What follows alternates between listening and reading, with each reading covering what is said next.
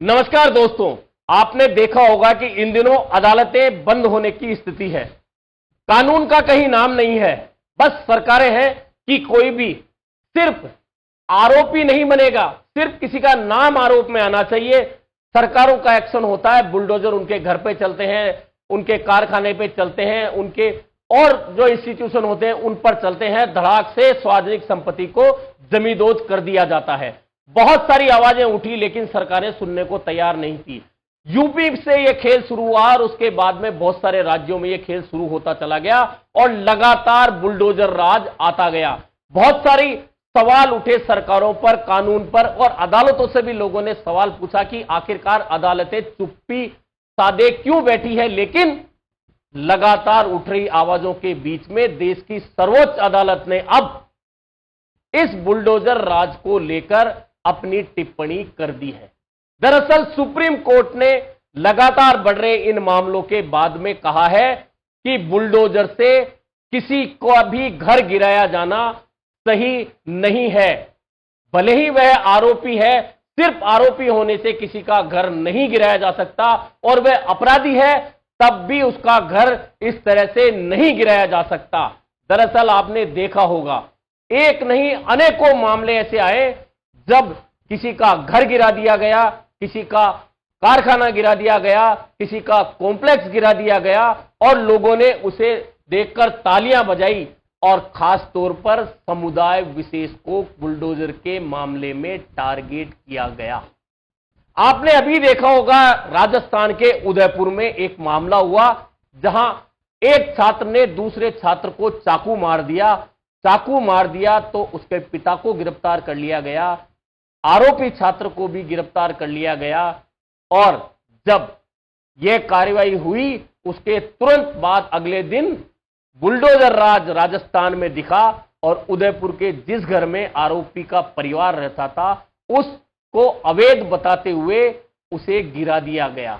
निश्चित तौर पे वह सरकारी जमीन पर बना हुआ अवैध मकान था, लेकिन मकान का मालिक वह नहीं, छात्र का पिता नहीं था जिसे आरोपी मानकर घर गिरा दिया गया, वह मकान मालिक दूसरा था। वह जब सामने आया तो सरकार के पास क्या जवाब है।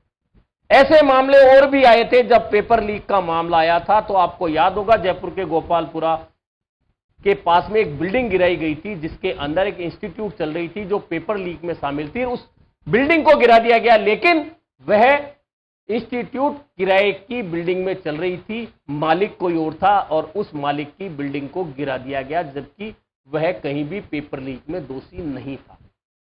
यह राजस्थान के मामले नहीं है, यूपी में, एमपी में बहुत सारी जगह इस तरह के मामले आए और लगातार कानून पर सवाल खड़े हुए कि आखिरकार किसी के आरोपी साबित होने भर से किसी का घर कैसे गिराया जा सकता है।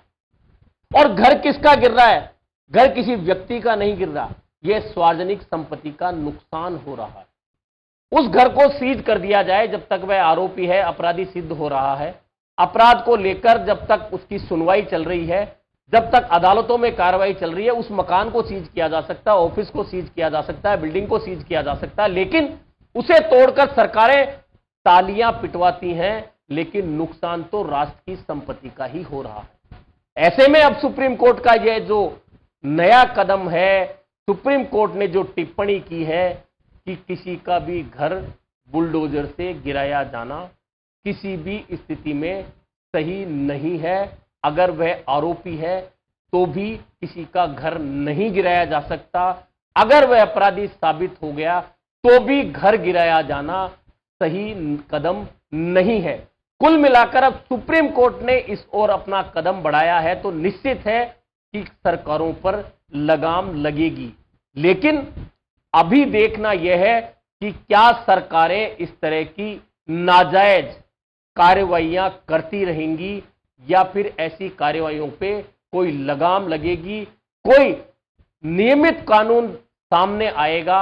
इससे पहले भी अपराधियों को सजा मिलती रही है, इससे पहले भी कार्रवाइयां होती रही हैं, लेकिन बुलडोजर से किसी का आशियाना उजाड़ना कहां तक सही ठहराया जा सकता था।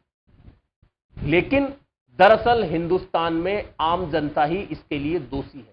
और दोषी इसलिए है कि जब दूसरे का नुकसान होता है तो हम सब खड़े होकर हंसते हैं और तालियां बजाते हैं, लेकिन जब नुकसान खुद पर आता है तो कलेजा बाहर आता है कि किस तरह से सालों की कमाई करके बनाया गया घर ढहा दिया गया। कहते हैं ना, आग जब दूसरे के घर लगती है तो हमें दुख नहीं होता, लेकिन जब लपटें हमारी ओर आने लगती है तो धड़कनें तेज हो जाती है। यह बुलडोजर का राज का मामला भी यही था। आपने देखा होगा कि जब यूपी में बुलडोजर चल रहे थे तो अकबर नगर में रहने वाले बहुत से वासिंदे तालियां बजा रहे थे, लेकिन जब अकबर नगर पर बुलडोजर चला तो किस तरह से चीखें निकल रही थी, हाय निकल रही थी। अयोध्या में जब मंदिर का कॉरिडोर बन रहा था तो किस तरह से सैकड़ों हजारों घरों पर बुलडोजर चले थे तो उनके दिलों से हाय निकल रही थी, क्योंकि एक घर बनाने में एक परिवार के मुखिया और उस परिवार की पीढ़ियां लग जाती हैं, सालों लग जाते हैं जब पाई पाई जोड़कर एक घर बनता है। और सरकारें कितनी निर्दयी होती हैं कि किस तरह सिर्फ आरोप लगने पर किसी का भी घर जमींदोज कर देती है। कुल मिलाकर इस मामले में सुप्रीम कोर्ट ने शुरुआती तौर पर अभी यह टिप्पणी की है कि आरोपी होने पर किसी का भी घर नहीं गिराया जाना चाहिए, और वह अपराधी है तो भी घर नहीं गिराया जाना चाहिए।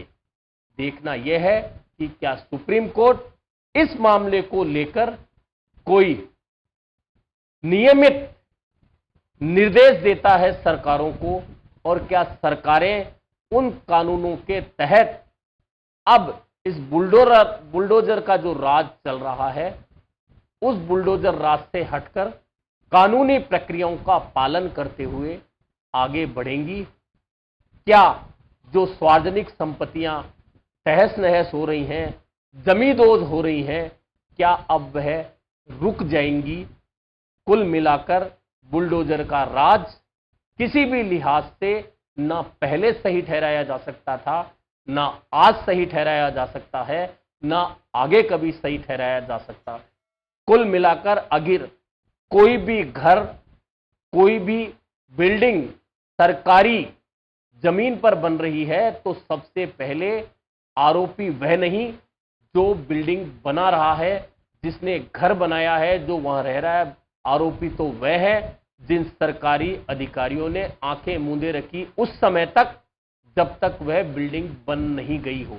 और आप जानते हैं कि सरकारी अधिकारी कर्मचारी ने अगर उस समय आंखें मूंदी तो उसके पीछे कहीं ना कहीं वह लालच था जो उसकी जेबें गर्म करता रहा था, और सरकारी जमीनों पर इसी तरह से लगातार हर जगह अतिक्रमण होते चले गए। कुल मिलाकर सुप्रीम कोर्ट ने आज एक बहुत स्वागत योग्य टिप्पणी की है। अब इस टिप्पणी के बाद अगर सुप्रीम कोर्ट कोई कानून या निर्देश सरकारों को देता है तो निश्चित तौर पर एक यह सुखद अनुभूति होगी। अभी के लिए इतना ही, फिर मिलेंगे नए मुद्दे पर चर्चा के।